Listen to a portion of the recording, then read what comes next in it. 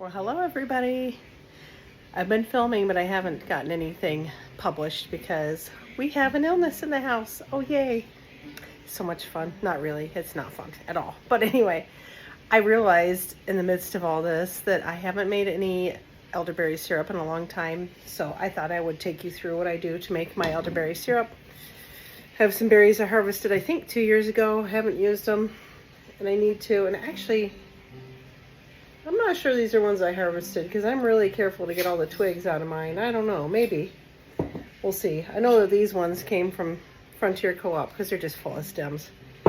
You can keep the stems in if you want. I wouldn't suggest it because there are some alkaloids in there that can give you tummy upset. There's cyanide in there. So in the seeds too. So it's up to you. I take out all the stems that I can get because I don't care to take any chances with that stuff. So for this, I'm going to use elderberries. I use rose hips in mine because I want that added vitamin C from the rose hips. And then I have cinnamon sticks. And I have organic ginger that I need to use up. Sometimes I use echinacea in it. This time I'm not going to because it is for little kids too. Not that I'm saying you couldn't use echinacea for little kids, but I just don't want to do that this time. I want to make it very simple and straightforward. And I think I may add some slices of lemon into this as well. So I'm just going to measure it out and into the pan. All right, so the first thing I am doing is 2 cups of elderberry. This is a ½ cup measure. You see if I see... I don't want a stem in there. Oh, dishwasher's done. So here's half. Yeah, I'm thinking these must be ones from the co-op because I know I try to be super careful. So anyway, do what you want. I like to remove those stems, so I'll do that as I go here. Half, 1/2, and 2. And they say you're supposed to use dried elderberries within a year. These have been sitting longer than that. I had them in my freezer for a long time. I'm not gonna lose any sleep over it. Okay, I guess those were the ones I harvested. I didn't realize I put so many stems in. You can see the co-op ones. I'll have to show you. This is kind of cool, actually. Like here's a side-by-side of the ones I harvested in the wild compared to the co-op ones. See how tiny mine is compared to how big the co-op one is? It's kind of cool. Small but mighty. And with those, there's just a lot more stems. So anyway, I'll try and get all of them out I can. I won't worry over a few, but I don't want a ton in there. Like I just saw. Thought I saw a big stem. Yep, there it is. See, like I don't want something that big in my stuff. I actually forgot I had meant to send them a note and just be like, hey, I want to clean out a little bit more. There's varying opinions on it. I had somebody be quite cross with me for mentioning the stems, but you know, it is what it is. All right, and then the rose hips, organic rose hips, I'm going to go ahead and add a good solid ½ cup. You can crush them up if you want to. I'm not too worried about it. And then I am going to add a couple of cinnamon sticks. I know these aren't genuine cinnamon, but they'll do. And then I do not have dry ginger. I have fresh. And I am going to use, there's a recipe I'm loosely following, but I normally like to do my own thing, and it calls for like 2 or 3 teaspoons of dry. So I'm going to use about two pieces of this organic, maybe a little bit more. Ginger is a good thing. And then I am going to add 4 cups of water, so I will be right back. Okay, see what that looks like. I'm adding in 4 cups of my filtered water to this. And what's going to happen is this is going to go on the stove and it's going to simmer for about 40 minutes. So we get all that good stuff out of it. It's going to reduce down a little bit.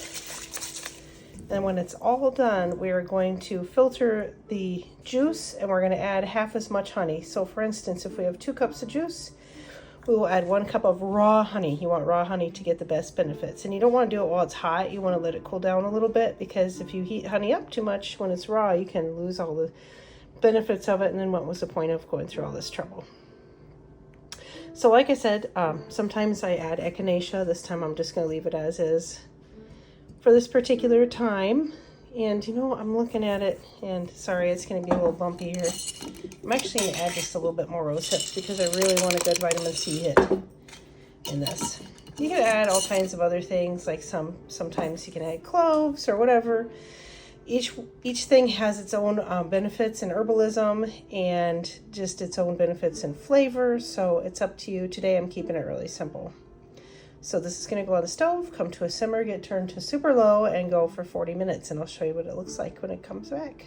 When I come back, not it. Jeez. Okay, this is going to take a bit of work because my honey is quite crystallized. So I'm adding it in when it's a little bit warmer than I normally would. And if you hear somebody clearing their throat in the background, that would be Mr. Aiden, who is getting over what I like to call the plague. And I'm just going to keep adding honey until this gets to the 3-cup mark. And then I'm just going to stir until it gets all dissolved. And then I will pour it in jars and put those in the fridge. This can last a long time in the fridge. I normally keep it like, I don't know, maybe 6 months. I'll give the little ones about a teaspoon or 2, a few times a day, and the olders around a tablespoon to a tablespoon and a half. And then I'm probably going to try and make some gummies because A, these guys have been begging me to make them forever, and B, it's a fun little project. All right, and I'm looking at the other side here, and we are just about at 3 cups. So this is a very, very sweet syrup, obviously, and this will help everybody get through these colds. And I think I might, well, we see. I might bust out the immersion blender, but I don't know. Maybe if we're patient, this will work. But yes, so 2 parts liquid to 1 part honey. You could go a little bit over on the honey, but it does get mighty sweet. You just want enough honey in there to preserve it. Delicious. To preserve it, and then you have all the medicinal purposes of that added to the properties of elderberry. I remember watching The Walking Dead, this one episode, and they were trying to find a cure for this bad respiratory virus, and they're like, oh, elderberry, and they go off in the woods. And they found like the most ridiculous looking things, like not even close to elderberries. And I was like, come on guys, you could put a little bit of effort into filming this. I found it so amusing. We haven't watched that in a while. We need to catch up on it. But anyway. So I'm just going to keep stirring this up, and I'll probably let it set for a couple minutes while I go look for some bottles. But you can see it's starting to go, but there's still some big chunks of honey, which is a good thing. That means I know that this is genuine raw honey. This is a bucket I got from Azure Standard. It is a berry wildflower honey, and it is almost gone. So it appears that I'm going to have to put another bucket of honey on my list for Azure order in a couple months here. Anyway, I will show you what this looks like when it's all dissolved and we're pouring it in the bottle. All right, here's a moment of truth. I don't have a funnel. I'm using an old maple syrup bottle. We'll see how big of a mess I make. Hopefully not very.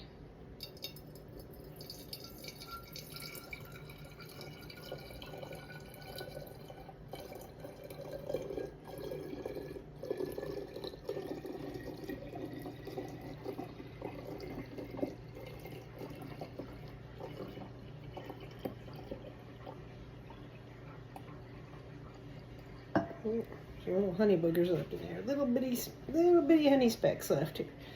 I'll try and get them in here, because they'll just dissolve later. Okay. And there we have little bit over 3 cups because I did add a little bit more honey. I felt it wasn't quite sweet enough. A little bit over 3 cups of elderberry syrup. Not maple syrup, elderberry syrup.